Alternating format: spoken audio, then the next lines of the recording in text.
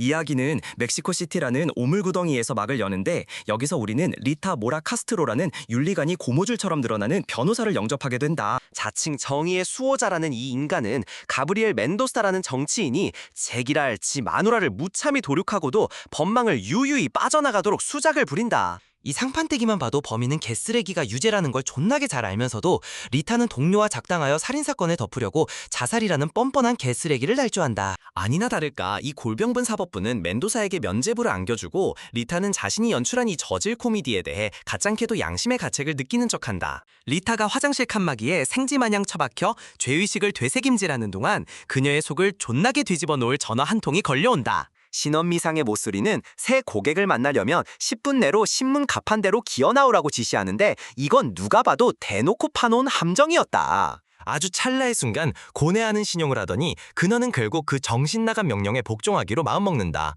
역시나 불길한 예감대로 한 무리의 양아치 새끼들이 튀어나와 그녀를 우악스럽게 잡아채 벤에 처박아 버린다. 그녀는 악령자자한 카르텔 두목 쿠안 마니타스 델몬테를 아련하지 위해 신마저 외면한 사막 한복판으로 가축처럼 끌려간다. 리타는 살아남으려는 필사적인 발악으로 마치 그게 목숨줄이라도 되는 양 그의 끔찍한 범죄 연대기를 읊조리며 비굴하게 알랑거린다. 그러자 이 희대의 악당은 그녀를 소환한 실로 기상천외한 이유를 마침내 실토한다. 그는 성전환 수술을 계획 중이며 이미 호르몬 요법에 들어갔다는 폭탄 선언을 날린다.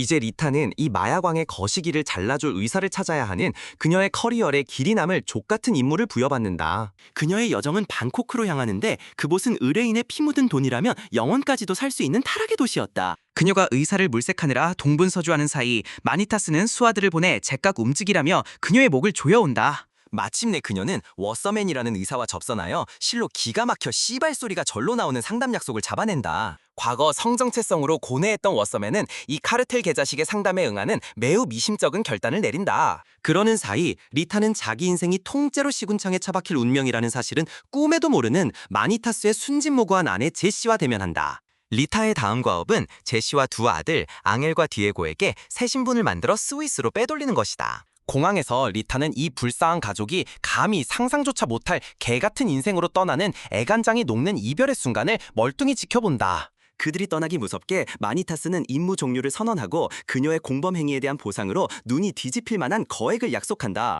이 제기랄 쇼에서 맡은 역할의 품삯을 받게 되자 리타는 주체할 수 없는 희열에 겨워 감격의 눈물을 쏟아낸다.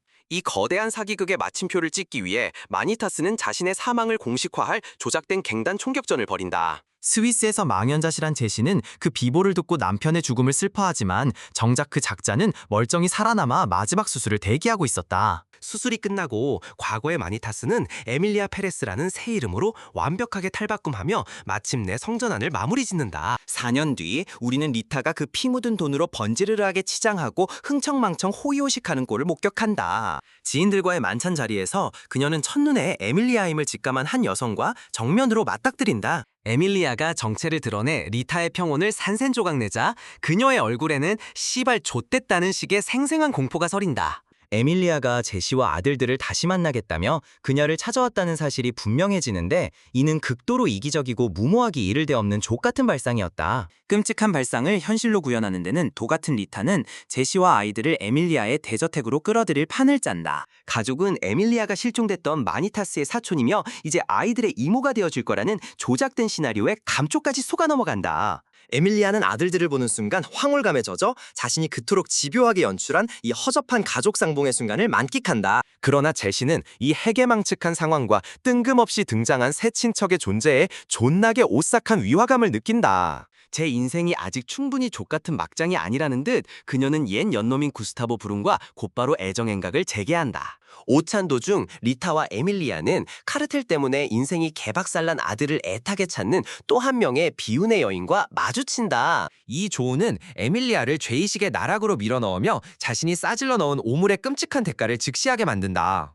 훗날 아들 중 하나를 재우던 중 아이는 그녀에게서 아빠와 비슷한 향기가 난다고 말한다. 그 가슴을 후벼 파는 한마디는 지옥에서 날아온 강펀치처럼 그녀의 명치를 후려치며 과거 자신이 얼마나 무자비한 개자식이었는지 뼈저리게 일깨운다. 때맞춰 아주 편리하게 도단한 양심의 가책에 힘입어 에밀리아는 카르텔 희생자들의 안매장지를 발굴하는 라 루세시타라는 자선단체를 세운다. 그녀는 과거 양아치 시절의 연주를 동원해 수감된 범죄자들과 뒷거래를 하며 매장지의 좌표를 받아낸다. 그들이 조우했던 비통한 어머니의 아들을 비롯한 수많은 유해가 발굴되면서 이 단체는 마침내 가시적인 족같은 성과를 내기 시작한다. 리타는 자신의 법률 지식을 총동원하여 이 자선단체를 합법적이고 효율적인 조직으로 그럴싸하게 포장한다. 그 시각 제시는 구스타보와의 미래를 즐기며 오직 자기 자신의 이기적인 삼류 족같은 연애 노름에만 푹 빠져 있었다. 그녀는 심지어 자기가 바로 그 장본인인 계자식 앞에서 푸념을 늘어놓는다는 사실은 까맣게 모른 채 에밀리아에게 마니타스와의 과거를 씹어대는 간 큰 짓까지 저지른다. 에밀리아와 리타는 호화찬란한 자손 파티를 열어 자신들의 떼내준 주택금 해소 프로젝트를 위해 돈 많은 개새끼들에게서 자금을 뜯어낸다. 리타는 특유의 시니컬한 감으로 참석자의 절반은 위선적인 만족감을 위해 더러운 돈을 세탁하러 온 쓰레기들이라는 걸 정확히 꿰뚫어본다. 파티에서 에밀리아는 에피파니아 플로레스를 만게 되는데 그녀의 폭력 남편은 바로 에밀리아의 단체가 뼈를 수습해준 작자들 중 하나였다. 에피파니아는 자신을 학대하던 괴물이 죽었다는 사실이 확인되자 마침내 숨통이 트인다며 깊은 안도감을 내비친다. 기묘한 연대감의 표시로 에밀리아는 호신용으로 쓰라며 에피파니아의 핸드백에 슬쩍 칼을 꽂아준다.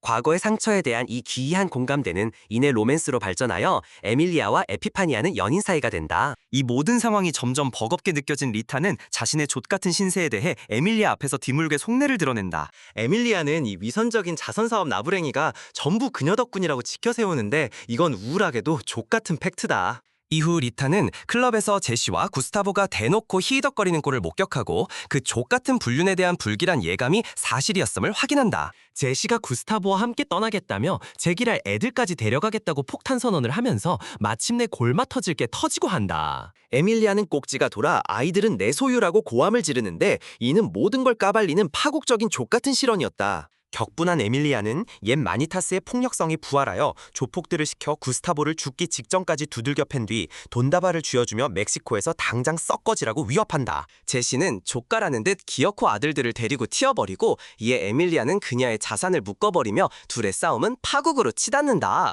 만년 재수없는 리타는 이 개싸움 한복판에 끼러 분노에 찬 트랜스젠더 마야광과 영문도 모른 채 길길이 날뛰는 전처 사이에서 중재자 노릇을 하도록 내몰린다. 에피파니아가 등장하며 이야기는 한층 더 암울해지는데 에밀리아가 씨발 유괴당했다는 충격적인 소식이 전해진다. 납치의 증거는 에밀리아의 절단된 손가락 3개가 담긴 욕지기가 치미는 씨발 소포가 리타의 사무실로 배달되면서 명확해진다. 리타는 납치의 배후인 역시나 그 개새끼 구스타보에게 연락하고 그는 존나게 천문학적인 액수의 몸값을 부른다. 절박함에 내몰린 리타는 구스타보가 지정한 거래 장소를 덮치기 위해 경찰 특공대를 끌어모은다. 특공대가 도착하지만 구스타보의 망꾼들에게 즉시 발각되고 그야말로 지옥도 같은 족같은 총격전이 펼쳐진다. 이 폭력의 아수라장 속에서 에밀리아는 하필이면 이 가장 족같은 타이밍에 제시에게 자신의 거대한 비밀을 까발린다. 그녀는 이 제기랄 미친 사태의 전말을 실토하며 경악하는 제시에게 자신이 바로 마니타스였음을 폭로하고 둘의 첫 만남까지 들먹인다. 제시는 그 폭로의 멘탈이 완전히 가루가 되어버리고